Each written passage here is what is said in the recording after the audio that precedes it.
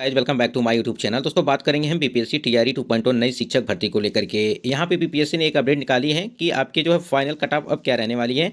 यानी कि आप लोगों ने देखा होगा कि जो आपके सेकंड जो प्रोविजनल आंसर की आया है उसमें लगभग 6 से 7 नंबर या 8 नंबर तक अभ्यर्थियों के कम दिखाई दिए हैं। यानी कि कई प्रश्न ऐसे हैं जो विवादित हैं। यानी कि अभ्यर्थियों की मांग है कि इस विवादित प्रश्न हैं उस पर जो है फिर से जो है आंसर की वो रिवाइज आंसर की फिर से जो है दोबारा जारी किया जाए। एक बार तो आपका सेकंड प्रोविजनल आंसर की वो आ ही चुका है, लेकिन अब उम्मीद है कि फिर से जो है जारी किया जाएगा, क्योंकि अभी भी अभ्यर्थी जो है संतुष्ट नहीं है इस आंसर की से। अभी भी जो है प्रश्न जो आंसर हैं सेम के सेम वैसे ही पड़े हुए हैं, कोई भी परिवर्तन नहीं किया गया है। और यहाँ पे एक अभ्यर्थी का एक सीट पर रिजल्ट देने की मांग की जा रही है। सारा अपडेट आपको देंगे, आप वीडियो पर बने रहेंगे लास्ट तक तो सारी अपडेट आपको मिलती रहेगी। चलिए यहाँ पे हम लोग बात कर लेते हैं। सबसे पहले आपकी जो एक अभ्यर्थी एक सीट पर जो रिजल्ट देने की मांग की जा रही है उसको देख लेते हैं एक बार। स्क्रीन पे आप देख पा रहे होंगे कि बिहार शिक्षक बहाली में एक अभ्यर्थी का एक सीट पर रिजल्ट जारी हो। ये बिल्कुल सही निर्णय लिया जा रहा है इसमें कि ये चीज़ें होनी चाहिए, अन्यथा ये चीज़ें नहीं होती हैं तो बहुत सारे अभ्यर्थी ऐसे होंगे जो इस भर्ती से वंचित हो जाएंगे। यानी कि आपको बता दें कि मान लीजिए जिनका भी सिलेक्शन 1 से 2 जगह, 3 जगह, 4 जगह या 5, मान लीजिए चारों जगह उनका सिलेक्शन हो जाता है, तो ऐसे में मान लीजिए उनका जो एक सीट है यदि इस पर चयन होता है और ये जो सीटें खाली रहेंगी इस पर किसी दूसरे अभ्यर्थी का चयन हो जाएगा, जिससे अभ्यर्थियों में काफ़ी ज़्यादा निराशा भी नहीं देखने को मिलेगी और सभी को जो है मौका मिलेगा। तो यहाँ पे एक सीट मतलब कि शिक्षक बहाली में एक अभ्यर्थी का एक सीट पर जारी रिजल्ट के लिए मांग की जा रही है। यहाँ पे क्या अपडेट है उसको देख लेते हैं पहले, उसके बाद से हम लोग बात करेंगे डॉक्यूमेंट वेरिफिकेशन किसका होगा या किसका नहीं होगा, सीटेट वाले क्वालिफाई हो पा रहे हैं या नहीं, यानी कि अदर स्टेट वाले स्टूडेंट के बारे में बात करेंगे। तो वीडियो को लास्ट तक देखिएगा, सारा अपडेट आपको देने वाले हैं। अभ्यर्थी द्वारा दिए गए वरीयता के अनुसार रिजल्ट जारी होने से भरे जा सकेंगे सभी सीटें। प्रारंभिक यानी कि बिहार प्रारंभिक युवा शिक्षा संघ के प्रदेश अध्यक्ष यहाँ पे दीपांकर गौरव ने बीपीएससी अध्यक्ष अतुल प्रसाद को पत्र लिखकर एक अभ्यर्थी एक ही पद पर रिजल्ट जारी करने की मांग। दीपांकर ने कहा कि बीपीएससी विभाग द्वारा 1,22,000 जो सीटों पर शिक्षक बहाली की परीक्षा शुक्रवार को समाप्त हो गई और आयोग की इस रिजल्ट जारी करने में जुट गए। इस बीच शिक्षक बहाली परीक्षा के विषयों को औपबंधिक उत्तर भी बीपीएससी ने वेबसाइट पर अपलोड कर दिया है। आप लोगों ने जो प्रोविजनल आंसर की है उसको आप लोगों ने मिला लिया होगा, वहाँ से 6 से 7 नंबर या तो अभ्यर्थियों के कम हुए हैं या तो 3 से 4 नंबर अभ्यर्थियों के बढ़े हुए हैं, लेकिन अधिकतर अभ्यर्थियों के जो है नंबर वो कम देखने को मिले हैं। वही बातें यहाँ पे कही जा रही हैं कि बीपीएससी ने वेबसाइट पर अपलोड कर दिया है, यानी कि प्रोविजनल आंसर की। इससे पहले दिवांकर ने बताया कि लाखों अभ्यर्थियों ने मध्य माध्यमिक तथा उच्च माध्यमिक तीनों विद्यालयों के शिक्षक पद पर शामिल होने के लिए परीक्षा दी है। ऐसी परिस्थिति में एक ही अभ्यर्थी एक चयन एक साथ तीनों सीटों पर हो जाएगा, जिससे दूसरे अभ्यर्थियों को उक्त सीटों पर बहाली में शामिल होने का मौका नहीं मिलेगा। और उन्होंने मांग की है कि शिक्षक अभ्यर्थी को उनके द्वारा आवेदन के समय दिए गए वरीयता के आधार पर जो है एक सीट पर एक रिजल्ट घोषित किया जाए, जिससे सभी सीटों पर योग्य कैंडिडेट का रिजल्ट आ सकेगा। देखिए आपको बता दें यहाँ पे यदि इस प्रकार से नहीं होता है, एक सीट पर मतलब एक अभ्यर्थी का एक सीट पर चयन नहीं होता है, तो जो आपकी मान लीजिए तीनों चारों जगह आपका सिलेक्शन हुआ रहेगा, तो जो आपकी ये सीटें बचेंगी ना, इस सीटों को क्या करेगा बीपीएससी 3.0 में जो आपकी 50,000 अगस्त में वैकेंसी आने वाली है उसमें वो ऐड कर देगा। जिस प्रकार से आप लोगों ने देखा होगा कि टीआरई 1 की वैकेंसी टीआरई 2 में ऐड कर दी गई थी। तो इससे पहले कि आप लोग काम करिए कि इसको जो है इस मुद्दे को आगे बढ़ाना है और ये सारी चीज़ें अपडेट रखनी है कि एक सीट पर एक ही अभ्यर्थियों का रिजल्ट जारी किया जाए, जिससे ये हो सके कि सभी अभ्यर्थियों को मौका मिले और उनकी भी नौकरी लग जाए। कई सारे ऐसे प्रश्नों पर विवादित प्रश्न हैं जिसको हम लोग एक दो प्रश्न देख लेते हैं, उस पर क्या विवादित प्रश्न थे। कुछ ऐसे प्रश्न थे, आप देख सकते हैं कि यहाँ पे देखिए 148 नंबर यहाँ पे प्रश्न था कि डेंगू बुखार का कारण है। यानी जो यहाँ पे पूछा गया था कि डेंगू बुखार का कारण है, तो यहाँ पे देखिए आयोग ने पहले आंसर माना था डीएनए धारक आर्बो वायरस, पहले ये माना था, यहाँ देख सकते हैं पहले ये माना था, लेकिन जब प्रोविजनल आंसर किया है तो इसको मान लिया है, यानी कि आरएनए धारक जो है आर्बो वायरस, तो इसको माना। तो इस प्रकार से कई सारे ऐसे प्रश्न आप देख सकते हैं स्क्रीन पर। और ये था आपके चूने को जलाने वाले कैल्शियम ऑक्साइड तथा कार्बन डाइऑक्साइड प्राप्त होने की प्रक्रिया, पहले अपघटन की प्रक्रिया यहाँ पे पहले आंसर मारा गया था, लेकिन इसको इस प्रश्न को जो है अब जो है डिलीट कर दिया गया, यानी कि इस पर कॉमन नंबर अब जो है मिलने वाला है सभी को। इसी प्रकार से आप देखिए यहाँ पे 5 डायोप्टर तथा 4 डायोप्टर की शक्ति वाले दो अभिसरणकारी लेंसों की समाक्षीय रूप से 10 सेंटीमीटर की दूरी पर अलग अलग रखा गया है। उनके संयोजन से बने लेंस की फोकस दूरी क्या होगी? आयोग के द्वारा जो पहले आंसर माना गया था यहाँ पे उपयुक्त में से कोई नहीं, लेकिन यहाँ पे जब चेंज होकर आया है तो वो 9.90 सेंटीमीटर जो है इसको आंसर माना गया, यानी कि अब जो है यहाँ पे ऑप्शन नंबर बी इसको राइट माना गया है। तो इस प्रकार से कई सारे ऐसे प्रश्न हैं। भारत के कितने राज्यों की सामान्य सीमा कॉमन बॉर्डर पाकिस्तान और बांग्लादेश के साथ मिलती हैं? पहले यहाँ पे 7 लिखा गया, लेकिन यहाँ पे उपरोक्त में से कोई नहीं। अब जो है यहाँ पे प्रोविजनल आंसर की में आपको देखने को मिलने वाला। तो ये कुछ प्रश्न थे, और भी हमने प्रश्न आपको बताए हैं। जो भी आपके प्रोविजनल आंसर किए आई हैं उसमें आपको बता दें कि यदि उसमें भी आपको कुछ प्रश्नों पर डाउट है, उसके आंसर पे भी डाउट है, तो आप लोग उसको आपत्ति करिए। और 19 से लेकर के 20 तारीख तक, यानी कि 6 to 8 की हम लोग बात कर रहे हैं, 19 से लगा करके 20 तारीख तक जो है इसको आपत्ति कर सकते हैं। लेकिन यहाँ पे एक चीज़ और है कि आपको 500 रुपये प्रति प्रश्नों के लिए देने पड़ेंगे। पहले जो फ्री में चल रहा था, लेकिन वहाँ पर बहुत सारे अभ्यर्थियों ने नहीं किया आपत्ति, लेकिन अब यहाँ पे 500 रुपये हर एक मतलब कि प्रश्न के लिए जो यदि आपत्ति करते हैं तो आपको 500 रुपये देने पड़ेंगे। और आपको ये काम बिल्कुल करना है यदि आप चाहते हैं कि हमारी नौकरी लगे या पक्की हो जाए, यानी कट ऑफ आपका जो है बना रहे अच्छे नंबरों से।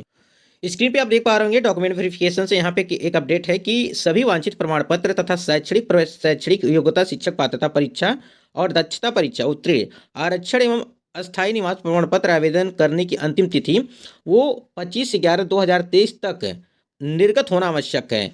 यानी कि जो भी आप लोगों ने डीएलएड चाहे किया हो, यानी कि डीएलएड जो किया हो या बीएड किया हो, जो भी आपका कोर्स है या ग्रेजुएशन आपका है, सारा कंप्लीट होना चाहिए। यानी कि 25/11/2023 के पहले का जो है सारा चीज़ ये कंप्लीट होना चाहिए। यानी कि फॉर्म जब अप्लाई स्टार्ट हुआ था तो उससे पहले जो है आपका सारा डॉक्यूमेंट कंप्लीट होना चाहिए, उसके बाद का जो है मान्य नहीं होगा। मान लीजिए यहाँ पे लिखा है कि 25/11/2023, तो यहाँ पे देखिए यदि आपका 26/11 है तो आपका वैलिड नहीं होगा। यानी कि डीएलएड का यदि रिजल्ट यहाँ पे रिजल्ट डेट जो होता है, जो इशू डेट होती है, यदि यहाँ पे 26/11/2023 को निकला है तब भी ये मान्य नहीं होगा, जब तक यहाँ पे 25 तारीख तक का ही मान्य होगा। यदि आपका 25 यहाँ दिया है, यदि 24 है तो आप वैलिड आपका रहेगा।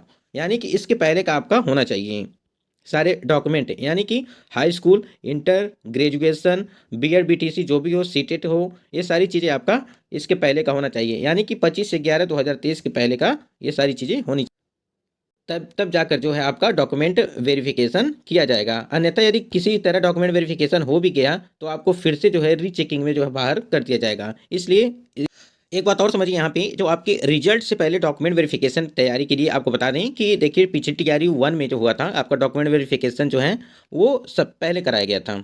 यानी कि पहले कराया गया था, ये पहले इसलिए कराया गया था क्योंकि जिनका भी डॉक्यूमेंट कंप्लीट नहीं होगा उनको जो है बाहर किया जाएगा, और उसके बाद से सेफ रिजल्ट दिया जाएगा। जो भी कैंडिडेट उस लायक होंगे, जिनका भी अच्छा नंबर होगा, उनको जो है रिजल्ट उनका ही दिया जाएगा। तो ऐसे में बहुत सारे कैंडिडेट ऐसे थे जिनका कंप्लीट नहीं था और डॉक्यूमेंट वेरिफिकेशन में वो बाहर किए गए। तो आपको डॉक्यूमेंट वेरिफिकेशन में क्या क्या चीज़ें ध्यान रखनी है उसको एक बार समझ लीजिए, आप बने रहिएगा। BPSC TRE document verification checklist यहाँ पे देख सकते हैं। एक बार यहाँ पे मतलब कि सरसरी निगाहों से देख लीजिए कि आवेदन पत्र की स्व अभिप्रमाणित प्रति, यानी कि जो भी आप लोगों ने आवेदन किया था, यानी कि जो भी फॉर्म अप्लाई किए थे वो चाहिए, और उसका एक फोटोकॉपी चाहिए। बीपीएससी वेबसाइट पर अपलोड डॉक्यूमेंट बीपीएससी वाटरमार्क सहित की स्व अभिप्रमाणित फोटो। देखिए अभी वाटरमार्क वाला जो आपका डॉक्यूमेंट है वो अभी आया नहीं है, जब आ जाएगा उसको हम बताते रहेंगे, लेकिन आपको ये चीज़ें ध्यान रखनी है, जैसे ही आएगा हम आपको बताते रहेंगे। आप चैनल से जुड़े रहिएगा। एडमिट कार्ड की स्व अभिप्रमाणित छाया प्रति आपकी होनी चाहिए, यानी कि जो आप लोगों ने परीक्षा दिया था एडमिट कार्ड आपके पास वो भी रहना चाहिए।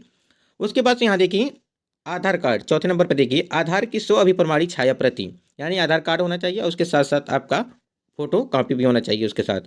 निवास प्रमाण पत्र की स्व अभिप्रमाणित छाया प्रति, यानी कि निवास प्रमाण पत्र, ये निवास प्रमाण पत्र ये बिहार के अभ्यर्थियों के लिए जरूरी है। जाति प्रमाण पत्र, क्रीमीलेयर रहित प्रमाण पत्र, ईडब्ल्यूएस, यानी कि जाति क्रीमीलेयर रहित प्रमाण पत्र और ईडब्ल्यूएस सभी प्रमाण पत्र आपके पास होने चाहिए, और उसकी फोटोकॉपी भी आपके पास रहनी चाहिए। 7वें नंबर पे देखिए शिक्षक पात्रता परीक्षा, यानी कि जो आप लोगों ने सीटेट किया हुआ है, सीटेट पेपर 1 हो या सीटेट पेपर 2 हो, ये होनी चाहिए आपके पास। शिक्षक पात्रता परीक्षा प्रमाण पत्र की स्व अभिप्रमाणित छाया प्रति। देखिए यहाँ पे सीटेट यदि आप लोग को प्रमाण पत्र चाहिए तो आप डिजी लॉकर में जाइएगा, और डिजी लॉकर से आप अपना मार्क्स स्टेटमेंट निकलेगा, और उसके साथ साथ एक दूसरा भी होगा जो आपका सर्टिफिकेट होगा, क्योंकि बहुत सारे अभ्यर्थियों का कहना था कि सर्टिफिकेट कहाँ से मिलेगा, तो आपको डिजी लॉकर में दोनों मिल जाएगा, इसको ध्यान रखिएगा। सभी शैक्षणिक, यहाँ पे देखिए 8वें नंबर पे, सभी शैक्षणिक एवं प्रशैक्षणिक अंक पत्र एवं प्रमाण पत्र की स्व अभिप्रमाणित छाया प्रति, यानी कि जो भी आपके पास हैं, चाहे high school, inter, graduation, BEd, BTC, जो भी आप लोगों ने कोर्स किया है, जिस मतलब जिसके लिए अप्लाई किया था, चाहे पीआरटी के लिए हो या 6 to 8 के लिए हो, उसके अनुसार जो आप लोगों ने जो किया होगा, यहाँ पे देखिए 3 पासपोर्ट आकार का फोटो होना चाहिए, यानी कि आपका फोटो 3 से अधिक भी आप रख सकते हैं, मान लीजिए कहीं और भी जरूरत पड़ सकती है। उसके बाद यहाँ देखिए एक जानकारी दी गई थी कि सभी प्रमाण पत्रों की प्रतियां फोल्डर फाइल में जमा करना है। फोल्डर फाइल पर निम्न जानकारी अवश्य अंकित करेंगे, यानी जैसे अभ्यर्थी का नाम, आपका नाम होना चाहिए फाइल पे, पिता का नाम होना चाहिए, आवेदित विषय होना चाहिए, किस विषय से आप लोगों ने जो है फॉर्म अप्लाई किया था, किसकी परीक्षा दिए हैं, कोटि आधार लिंक मोबाइल नंबर होना चाहिए। हाँ, एक चीज़ यहाँ पे देखिएगा, आधार लिंक मोबाइल नंबर, आधार लिंक आपका मोबाइल नंबर होना चाहिए, क्योंकि डॉक्यूमेंट वेरिफिकेशन में आपका ओटीपी उसी पे जो है आपका ओटीपी जाता है, जिससे वेरीफाई होता है। और रोल नंबर, रजिस्ट्रेशन नंबर, ये सारी मेंशन होनी चाहिए आपकी, जो आप फाइल बनाएंगे और उस फाइल में अपना सारा डॉक्यूमेंट रखेंगे, तो ये आपका यहाँ पे उस पे जो है फाइल पे ये सारी नाम, पिता का नाम, आवेदित विषय, कोट या आधार लिंक मोबाइल नंबर, ये सारी चीज़ें रजिस्ट्रेशन नंबर तक जो है ये फिल होनी चाहिए। उसके बाद नोट में देखिए सभी प्रमाण पत्रों के मूल से मिलान करने के उपरांत ही फाइल जमा किया जाएगा, यानी कि जो भी आप लोगों ने इस फाइल में दिया है उसकी सारी जांच की जाएगी, यानी कि वेरिफिकेशन होगा और सब कुछ मिलेगा, तभी जो है आपकी फाइल जमा की जाएगी। तो आशा करते हैं ये चीज़ें आप बिल्कुल समझ गए होंगे डॉक्यूमेंट वेरिफिकेशन में कि आपको क्या क्या चीज़ें चाहिए, और बहुत अच्छी तरीके से हमने बता भी दिया है। यदि कोई डाउट है तो आप उसको भी पूछ सकते हैं। एक नज़र हम लोग देख लेते हैं कि जब रिवाइज आंसर की, यानी कि जो भी सेकंड प्रोविजनल आंसर की आई है, उसके बाद से क्या आपकी कटा में परिवर्तन देखने को मिलेगा। देखिए 1 से लेकर के 5वीं तक की तो मान लीजिए रिक्तियां जो हैं कम ही थी, 9,431 थी, लेकिन आवेदक जो है 1 लाख से ऊपर थी, तो इसकी तो छोड़िए, यहाँ पे हम लोग 6 to 8 की बात करते हैं। 32,216 यहाँ पे थी, और 3,86,900 यहाँ पे अभ्यर्थी कैंडिडेट से लगभग एक सीट पर 12 अभ्यर्थियों का जो है दावेदारी बनी हुई थी। तो यहाँ पे देखिए 6 to 8 में बात करें, अभी प्रोविजनल जो आंसर की सेकंड वाली आई है उसमें 6 से 7 नंबर या 3 से 4 नंबर बहुत सारे अभ्यर्थियों के कम हुए हैं, और आप ही के कमेंट हमने आपको दिखाया भी था। और यहाँ पे देखिए कट ऑफ यहाँ पे काफ़ी ज़्यादा, अब समझिए कि या तो नंबर कम हो रहे हैं तो कट ऑफ में जो है परिवर्तन देखने को मिलेगा ही। और 9 to 10 की बात करें 25,829, यानी कि 25,829, और यहाँ 2,22,286, मतलब कि 8। यहाँ पे देखिए एक बात यहाँ पे समझिएगा, 6 to 8 और 9 to 10 इसकी तो कट ऑफ हाई रहेगी ही, लेकिन यहाँ पे जो उच्चतर माध्यमिक का है आपका, यानी कि 53,700 जो 27 सीट दिखाई दे रही है, और कैंडिडेट है 1,08,564, तो इसके हिसाब से आप एक कैंडिडेट यहाँ पे देखिए कि एक सीट पर लगभग 2 अभ्यर्थी दावेदार थे, लेकिन यहाँ पे 1,08,000 में से कम समझिए कि 90,000 ही अभ्यर्थियों ने जो है पेपर दिया होगा। इस वजह से यहाँ पे संभावना ज़्यादा बन रही है कि जिनका भी मतलब नंबर होगा, क्वालिफाई नंबर भी होगा और थोड़ा सा ऊपर होगा, तो उनका जो है सिलेक्शन यहाँ पे हो जाएगा। तो ये चीज़ें आप बिल्कुल समझिए। आशा करते हैं वीडियो आपको पसंद आया होगा। यदि कोई आपका सवाल है तो कमेंट सेक्शन में पूछिए। और फाइनल कट ऑफ अब आपको हमने बताया कि जो आपके 11 और 12 हैं उनकी कट ऑफ वो कम होगी, क्योंकि पद जो है वो ज़्यादा हैं और जो नंबर ऑफ स्टूडेंट हैं वो कम है। मतलब कि एक तरह से समझिए एक सीट पे 2 लोगों की फाइटिंग है, तब भी बहुत ही कम है, समझिए एक तरह से। तो दोस्तों आज की वीडियो में बस इतना ही, तब तक के लिए जय हिंद, वंदे मातरम। यदि आपका कोई सवाल है तो कमेंट सेक्शन में करिएगा।